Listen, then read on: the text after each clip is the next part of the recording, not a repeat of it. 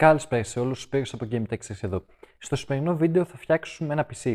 Ναι, ξέρω, έχουμε να κάνουμε στο κανάλι PC Build πάρα πολύ καιρό, αλλά αυτό συμβαίνει γιατί γενικά ήταν μια πολύ περίεργη περίοδος για την αγορά υπολογιστή. Οι κάρτες γραφικών κάπως άρχισαν να ξαναπέφτουν, από την άλλη αρκετοί προτίμησαν να περιμένουν και να μπουν κατευθείαν στις DDR5, οπότε οι άνθρωποι που καταλήγαν εν τέλει να φτιάξουν έναν υπολογιστή ήταν λιγότεροι συγκριτικά με πριν. Στο σημερινό βίντεο θα φτιάξουμε ένα ιδιαίτερο build. Γιατί λέω ιδιαίτερο build? Λοιπόν, το συγκεκριμένο PC φτιάχτηκε συγκεκριμένα για ένα άτομο που θα εκτελέσει κάποιες συγκεκριμένες δουλειές.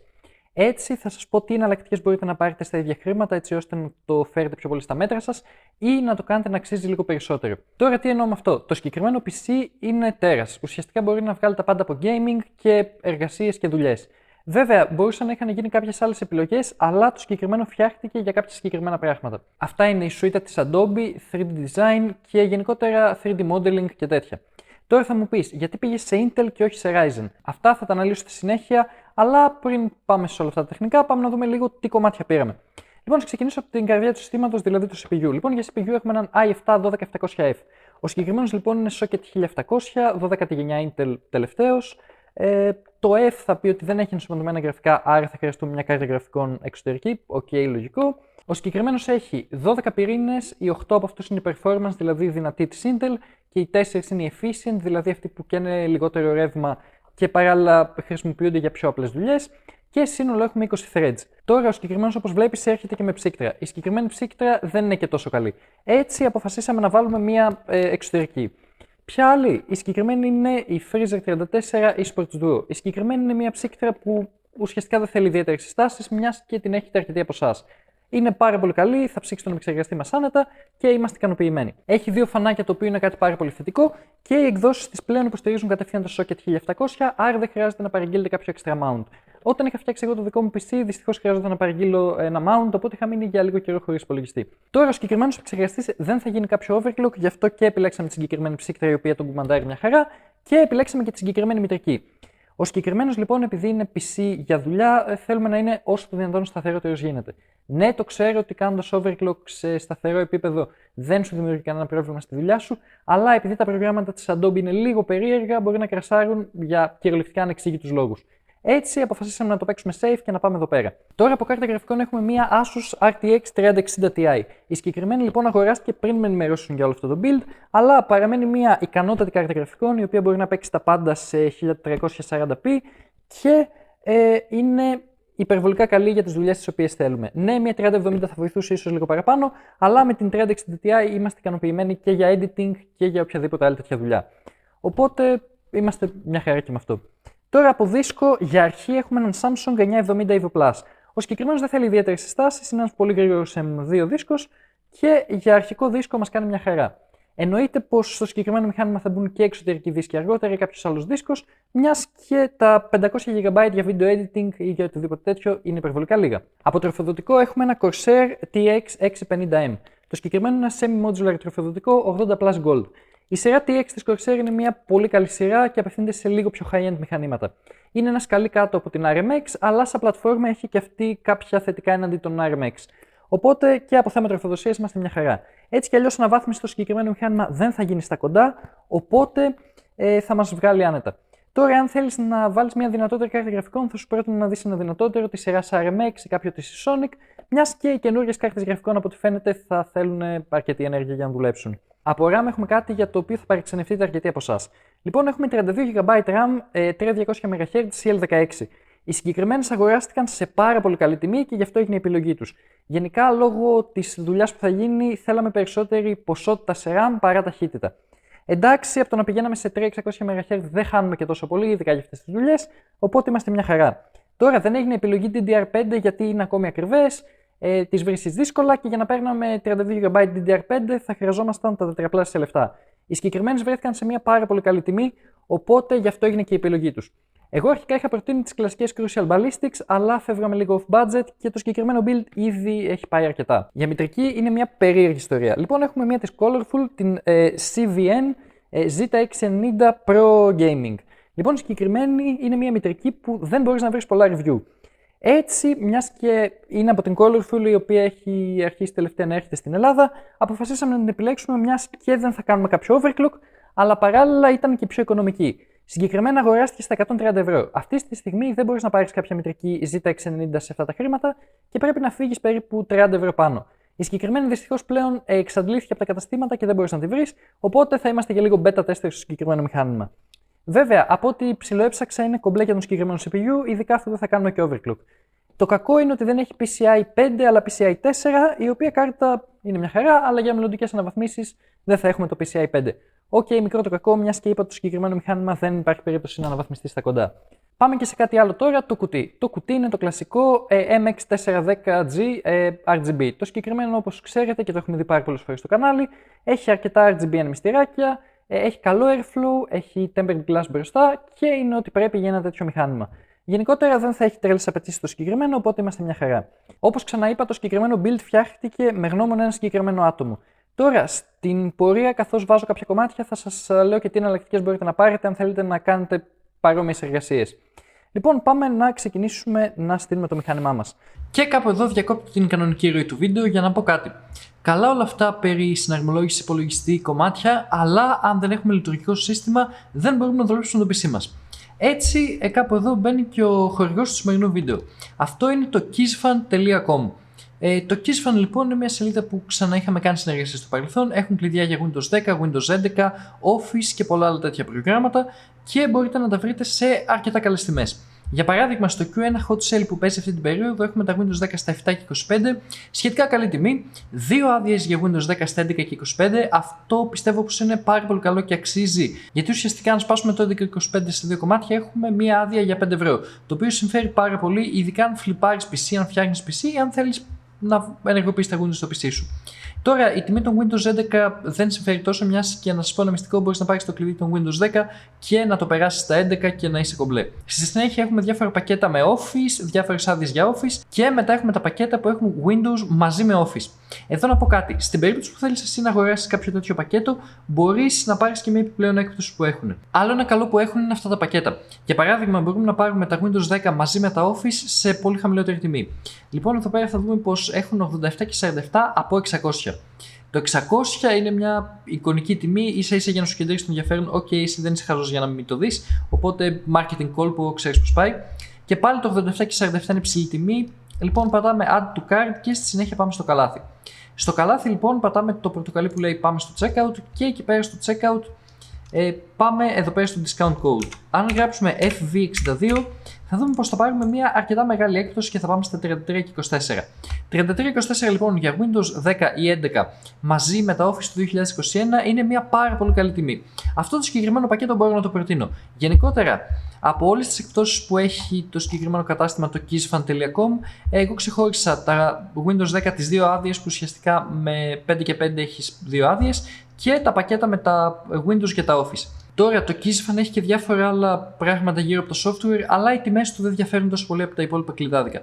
Αυτό σας το λέω γιατί θέλω να είμαι ξεκάθαρος και σε εσάς, αλλά και στον χορηγό του σημερινού βίντεο. Είπα ότι μπορώ να πω ό,τι θέλω, δεν είχε κάποιο θέμα με αυτό, οπότε ναι, γενικότερα ψάξτε και πάρτε αυτό που σας συμφέρει. Τέλος, να πω πως το κατάστημα έχει αρκετά καλό support, οπότε σε περίπτωση που το χρειαστείτε θα σας απαντήσουν σε οτιδήποτε θέλετε.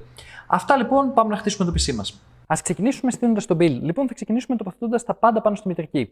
Τώρα, αντί για την Colorful, μπορείς να επιλέξεις κάποια της MSI. Π.χ. εγώ έχω την MSI Z690 Alpha Pro Wi-Fi με έναν 12700K και είμαι αρκετά ικανοποιημένος.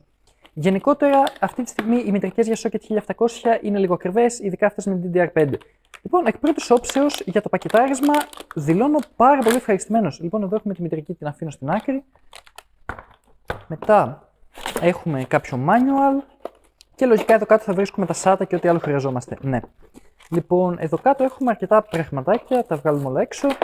Έχουμε κάποιους adapters, 3 SATA, καλύτερο από τα 2, χειρότερο από τα 4. Δεν ξέρω γιατί έχουμε 3 και όχι 4 SATA, ειδικά σε τέτοια μητρική που απαιτεί αρκετά SATA. Λοιπόν, εδώ πέρα έχουμε ένα ARGB καλωδιάκι και άλλο ένα ανταπτοράκι. Τέλος, έχουμε κάποιες βίδες όπως για τους M2 δίσκους και 2 standoff. Και εδώ είμαστε. Λοιπόν, ένα πράγμα που έχω να πω για τη συγκεκριμένη μητρική είναι ότι είναι πανέμορφη. Μοιάζει και ποιοτική, δηλαδή την αισθάνεσαι πάρα πολύ καλή. Μεταλλικά είναι αυτά εδώ. η ψήξη των VRM και του chipset είναι επίσης μεταλλική και έχει αρκετές μεταλλικές λεπτομέρειες. Γενικότερα, από πρώτη ματιά είναι αρκετά ποιοτική, τουλάχιστον φαίνεται. Τώρα, από εξωτερική εμφάνιση, όπως βλέπεις, είναι πολύ κομπλέ. Λοιπόν, η συγκεκριμένη μητρική δεν έχει τόσες πολλές στήρες USB. Αυτό για κάποιους μπορεί να είναι πρόβλημα. Στην συγκεκριμένη περίπτωση δεν είναι, μιας και έχει και το κουτί και γενικότερα δεν θα χρησιμοποιηθούν παραπάνω πράγματα. Τώρα πάμε να ανοίξουμε λίγο τον CPU. Ο CPU κάπου μου έχει κρυφτεί εδώ πέρα. Λοιπόν, έχουμε i7-12700F. Το F, όπως είπα και πριν, υποδηλώνει ότι δεν έχουμε ενσωματωμένα γραφικά και είναι ένας CPU ο οποίος είναι αυτή τη στιγμή από τους ισχυρότερους. Γενικότερα, αυτή τη στιγμή η 12η γενιά της Intel είναι αρκετά δυνατή και δεν θα σε απογοητεύσει σε σχεδόν τίποτα, βασικά σε τίποτα. Λοιπόν, ένα σκάλι πάνω από αυτόν είναι το θηρίο ο 12900K, αλλά όπως καταλαβαίνεις το κόστος ανεβαίνει και γενικότερα δεν είναι για όλους. Ο 12900K είναι για αρκετούς χρήστες οι οποίοι θέλουν να κάνουν πολύ απαιτητική χρήση. Για τους υπόλοιπους την βγάζεις πολύ καλά και με έναν 12700 ή ακόμη καλύτερα με έναν 12600, ο οποίος αυτή τη στιγμή είναι ένα τσιπάκι που μπορεί να μαξάρει τα πάντα και σχετικά οικονομικά. Ο CPU τώρα είναι μακρόστενος. Δεν είναι το ίδιο με τις προηγούμενες γενιές που ήταν πιο τετράγωνοι, έχει γίνει ένα ορθογώνιο. Έτσι είναι λίγο πιο διαφορετικός από τους άλλους. Οκ, δεν μας χαλάει σε κάτι αυτό. Λοιπόν, η διαδικασία είναι κλασική. Ανοίγουμε αυτό εδώ πέρα το bracket. Ανοίγουμε το socket και στη συνέχεια βλέπουμε πού είναι οι εγκοπές πάνω στο CPU και τις ταιριάζουμε με αυτές πάνω στην μητρική. Λοιπόν, είμαστε εδώ πέρα, βάζουμε τον CPU και από τη στιγμή που έχουμε τοποθετήσει τον CPU, όπως βλέπεις, πάμε, κατεβάζουμε το bracket, πετάγεται αυτό και το βγάζουμε και έτσι έχουμε εγκαταστήσει το CPU μας. Λοιπόν, αφού το κάνουμε αυτό, το επόμενο βήμα που έχουμε να κάνουμε είναι να τοποθετήσουμε την ψύκτρια. Λοιπόν, η ψύκτρια είναι κλασική. Freezer 34 Sports Duo, δεν θέλει ιδιαίτερες συστάσεις. Είναι μια ψύκτρια η οποία αξίζει υπερβολικά τα χρήματά της, το επίπεδο ψήξης της είναι πάρα πολύ καλό και σε γενικές γραμμές θα μας είναι ό,τι πρέπει για το συγκεκριμένο build που είπα χωρίς overclock και χωρίς υπερβολικές απαιτήσεις. Το καλό με τη συγκεκριμένη είναι ότι μας δίνει και ένα μικρό σωληνάκι MX4, η οποία είναι η πάστα που χρησιμοποιώ εγώ προσωπικά, οπότε δεν χρειάζεται να αγοράσουμε κάποια έξτρα. Λοιπόν, και είμαστε στο σημείο που έχουμε εγκαταστήσει την ψύκτρια, έχουμε βάλει πάστα και ήρθε η ώρα να βάλουμε τον δίσκο, τον M2. Λοιπόν, τώρα εδώ πέρα έχει γίνει η επιλογή ενός Samsung 970 EVO Plus. Λοιπόν, αυτή τη στιγμή μπορείς να βρεις και άλλους δίσκους όπως π.χ. της Adata, της Patriot σε παρόμοια χρήματα με λίγο περισσότερα GB και παρόμοιο performance. Γενικότερα, ο μύθος των Samsung πλέον δεν ισχύει τόσο και υπάρχουν αρκετοί ανταγωνιστές του στην αγορά. Αυτό είναι καλό γιατί ο ανταγωνισμός μόνο καλό κάνει στους καταναλωτές, οπότε όσο περισσότερος υπάρχει, τόσο καλύτερο για μας. Πάνω στην μητρική μας λέει M2, M2, M2. Εμείς ουσιαστικά θα ξεκινήσουμε από το πρώτο slot. Πάντως μου αρέσει γενικότερα το design αυτής της μητρικής. Είναι αρκετά όμορφο και σε συνδυασμό με την ψύκτρια πιστεύω δεν είναι αρκετά καλά. Και στη συνέχεια παίρνουμε το δίσκο, η διαδικασία είναι υπερβολικά εύκολη. Τον βάζουμε στο slot, εδώ. Κάτω από το bracket έχει και αυτό εδώ πέρα το thermal pad, το οποίο χρησιμεύει για να μεταδίδεται καλύτερα η θερμότητα. Λοιπόν, ήρθε η ώρα για τη RAM. Η RAM δυστυχώς δεν είναι αυτό που θα κόλλαγε κανονικά σε ένα τέτοιο σύστημα, δηλαδή να είχαμε κάτι και με RGB αλλά και γρηγορότερο, αλλά τη δουλειά τους θα την κάνουν. Λοιπόν, θα ξεκινήσουμε στο πρώτο και στο τρίτο slot. Τώρα, από μνήμες θα πρότεινα κάτι σε Crucial Ballistics, αν μπορέσετε να τις βρείτε, μιας και βγήκαν εκτός παραγωγής πριν λίγο καιρό, οπότε αρχίζουν να μην υπάρχουν τόσο πολλά αποθέματα, ή κάποιες άλλες π.χ. της Patriot στα 3600 και πάνω MHz. Λοιπόν, αφού έχουμε τελειώσει αυτό το combo, ήρθε η ώρα να βάλουμε το τροφοδοτικό στο κουτί και στη συνέχεια να τα βάλουμε όλα μέσα. Λοιπόν, για το τροφοδοτικό δεν χρειάζονται ιδιαίτερες συστάσεις, είναι το TX650M, η 2021 έκδοση. Λοιπόν, τα TX είναι πολλά χρόνια στην αγορά, είναι αξιόπιστα και είναι αρκετό για το σύστημά μας. Τώρα, αν θέλεις να βάλεις κάποια κάρτα γραφικών, θα πρέπει να βάλεις κάποιο δυνατότερο. Αυτό συμβαίνει γιατί πλέον οι κάρτες γραφικών έχουν αρχίσει να απαιτούν περισσότερη ενέργεια. Σε συνδυασμό με ένα ακριβότερο CPU και overclocks και τα σχετικά, προφανώς καταναλώνεις παραπάνω ρεύμα, οπότε θα χρειαστείς ένα μεγαλύτερο. Για το συγκεκριμένο build πάντως, τα 650W είναι υπεραρκετά και μας καλύπτουν και κάποιες αναβαθμισούλες. Λοιπόν, έχουμε εγκαταστήσει το τροφοδοτικό και ήρθε η ώρα για ένα μικρό cable management αυτή τη στιγμή, την εισαγωγή της μητρικής και στη συνέχεια να βάλουμε όλα τα υπόλοιπα πραγματάκια που χρειάζονται. Λοιπόν, θα περάσω μόνο του CPU για την ώρα, θα αφήσω το κουτί κάτω και θα τοποθετήσω τη μητρική. Λοιπόν, η μητρική είναι αρκετά μεγάλη, οπότε ίσως με δυσκολέψει λίγο στο να βάλω το καλώδιο του CPU, ας πούμε, στη θέση του. Εδώ πέρα. Πριν από αυτό, λέω να συνδέσω λίγο το φαν πάνω στην μητρική για να μην μπλέκω στη συνέχεια, ας πούμε. Εντάξει, τελικά το τετράπινο του CPU μπήκε πιο εύκολα από αυτό που περίμενα, οπότε όλα τέλεια. Και μετά το σημάσμα του κουτιού είμαστε σε αυτό εδώ πέρα το level. Τώρα ήρθε η ώρα για το αγαπημένο μου part, την εγκατάσταση της GPU. Λοιπόν, φύγε εσύ για την ώρα και ήρθε η ώρα να την ανοίξουμε. Λοιπόν, από GPU, όπως είπα, έχουμε μια RTX 3060 Ti. Μια ικανότατη κάρτα για 1340p gaming, τέτοιες δουλειές και μια κάρτα η οποία κρατάει χρόνια και δεν θα χρειαστεί να την αντικαταστήσουμε στα κοντά τουλάχιστον. Asus Inserts of Incredible, οι κλασικές βλακίες που γράφουν οι εταιρείες. Και να το θηρίο μας. RTX 3060 Ti της Asus.